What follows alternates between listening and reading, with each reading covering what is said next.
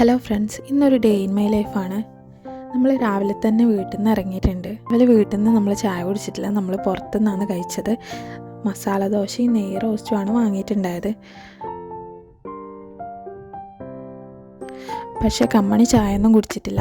അവൾക്ക് ഐസ്ക്രീം വേണമെന്ന് പറഞ്ഞിട്ട് ഐസ്ക്രീമാണ് വാങ്ങി കഴിക്കുന്നുള്ളത്. അപ്പോൾ നമ്മൾ എവിടേക്കാണ് പോകുന്നതെന്ന് വെച്ചാൽ നമ്മൾ തലക്ലായി അമ്പലത്തിലേക്കാണ് പോകുന്നുള്ളത്. ഞാൻ ആദ്യമായിട്ടാണ് ഈ അമ്പലത്തിലേക്ക് പോകുന്നുള്ളത്. കാസർഗോഡ് തന്നെയാണ്. എന്നാൽ ഞാൻ ഈ അമ്പലത്തിനെ കുറിച്ച് കേട്ടിട്ടോ കണ്ടിട്ടോ ഒന്നുമില്ല.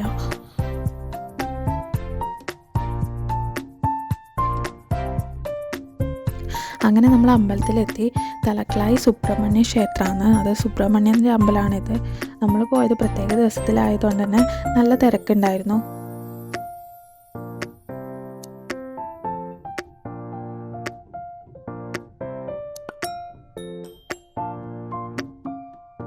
ഇവിടെ നാഗത്തിൻ്റെ പ്രതിഷ്ഠ അമ്പലത്തിൻ്റെ അടുത്തുനിന്ന് കുറച്ച് മാറിയിട്ട് പുറത്തേക്കാണുള്ളത്. നമ്മൾ പ്രസാദമൊക്കെ വാങ്ങിയിട്ട് നാഗപ്രതിഷ്ഠയുടെ അടുത്തേക്ക് പോയി.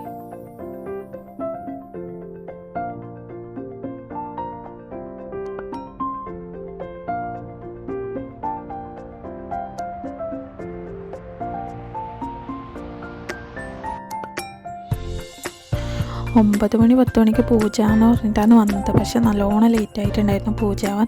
അപ്പം അടുത്തിട്ട് നമ്മൾ അമ്പലത്തിന് പുറത്ത് കുറേ സമയം ഇരുന്നു. അമ്പലത്തിൻ്റെ ഉള്ളിൽ നല്ല ചൂടാണെന്നുണ്ടായത്. പക്ഷെ പുറത്തൊരു ആലുണ്ടായിരുന്നു. ആ ആൽമരത്തിൻ്റെ അടിയിലിരിക്കുമ്പോൾ നല്ല തണുപ്പാണ്. അപ്പോൾ കമ്മണി ആടെ കളിച്ചുകൊണ്ടിരുന്നു.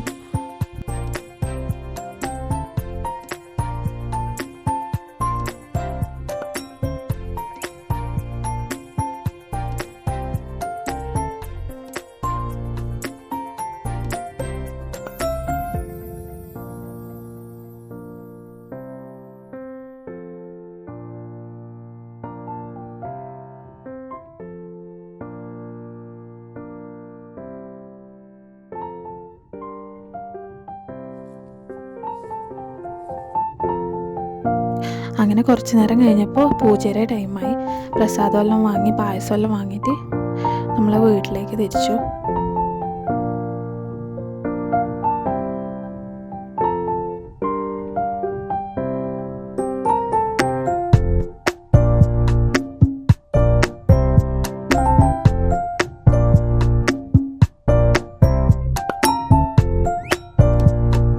ഉച്ചയാകുമ്പോൾ നമ്മൾ വീട്ടിലെത്തിയിട്ട് ചോറ് കഴിച്ചു.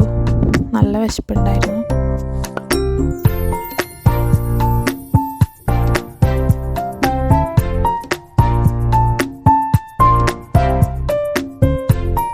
ചോറെല്ലാം കഴിച്ചിട്ട് കമ്പനി മാജിക് ബുക്കിൽ എന്തെല്ലോ എഴുതി പഠിക്കുന്നതാണ്.